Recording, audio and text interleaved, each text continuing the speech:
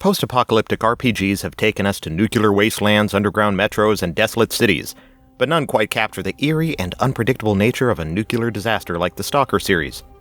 The original trilogy is a cult phenomenon that redefined the open-world survival RPG genre. Before the days of massive RPGs like Fallout 4, the Stalker series had already mastered the art of immersive, atmospheric storytelling. And now, over a decade later, GSC Game World is back with Stalker 2, promising to take everything to the next level. I am Chris, and welcome to Cinematic Gaming. If you love single-player RPGs, you are at the right place. Blah blah blah. Today we're diving deep into why Stalker 2 Heart of Chernobyl could be the best post-apocalyptic RPG ever. It's the best one of all time. Released over a decade ago, the Stalker series has always been a cult classic, known for its eerie atmosphere, immersive world, and unforgiving survival mechanics. It wasn't just about shooting mutants or collecting loot. It was about surviving in a hostile, radioactive world where every decision mattered. GSC Game World created a universe that felt alive, dangerous, and utterly compelling. We have waited a decade for the next entry to the series, and they're not just bringing Stalker back to life. They're pushing it to the next generation. Built on Unreal Engine 5, Stalker 2 looks gorgeous. With hyper-realistic graphics, dynamic weather systems that influence gameplay, and an open world that's deeply interconnected.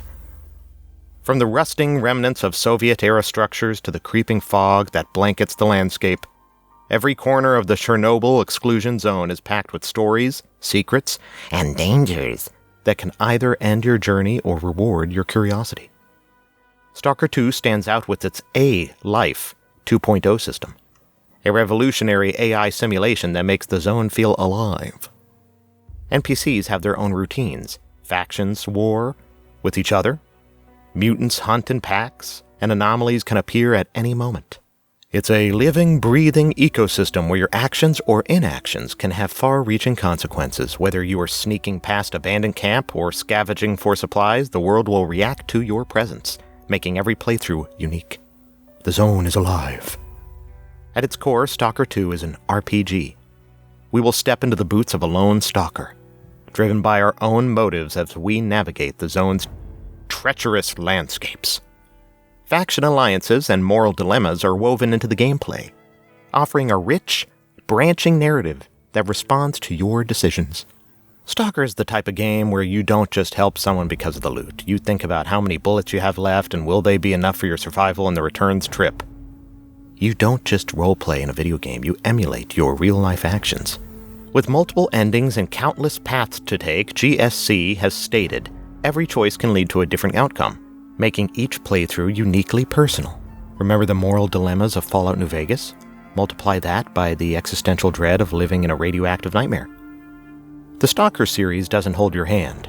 Survival is no joke. It kicks you in the backside the moment you think you have figured it out. You need to manage hunger, thirst, and radiation exposure while scavenging for scarce resources. Weapons degrade, supplies run out, and the mutants don't care if you're down to your last bullet. These hardcore survival mechanics add a layer of realism and tension that few games can match. It's not just about surviving enemies, it's about surviving the zone itself. It's the anti-power fantasy. You are not some unstoppable hero.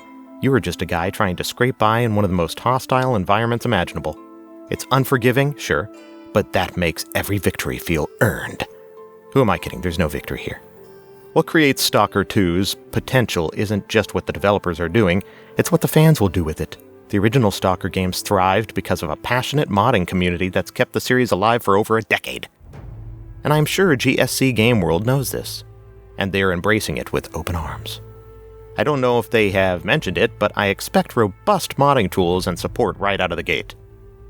Atmosphere has always been a part of the Stalker experience, and Heart of Chernobyl takes it to a new height from what we have seen so far. From the haunting sound design to the oppressive radioactive fog that hangs over the zone, everything is crafted to pull you into this world of despair and hopelessness. Imagine wandering through the zone at night, flashlight flickering, radiation ticking, and you hear something moving in the shadows. It's about feeling the dread seep into your bones. The game's sound design plays a crucial role in creating a sense of dread and tension.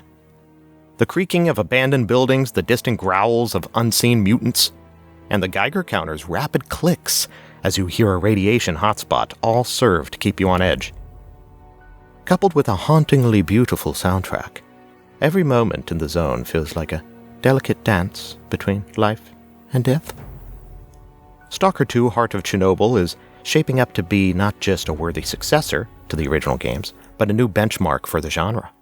The Stalker series is an experience that captures the very essence of survival in a world gone mad. So if you're looking for a game that doesn't just tell you a story but drags you into its world with both hands, Stalker 2 might just be the best post-apocalyptic RPG ever. What do you think? Let me know in the comments. Like the video as it helps me a lot, and I will see you soon.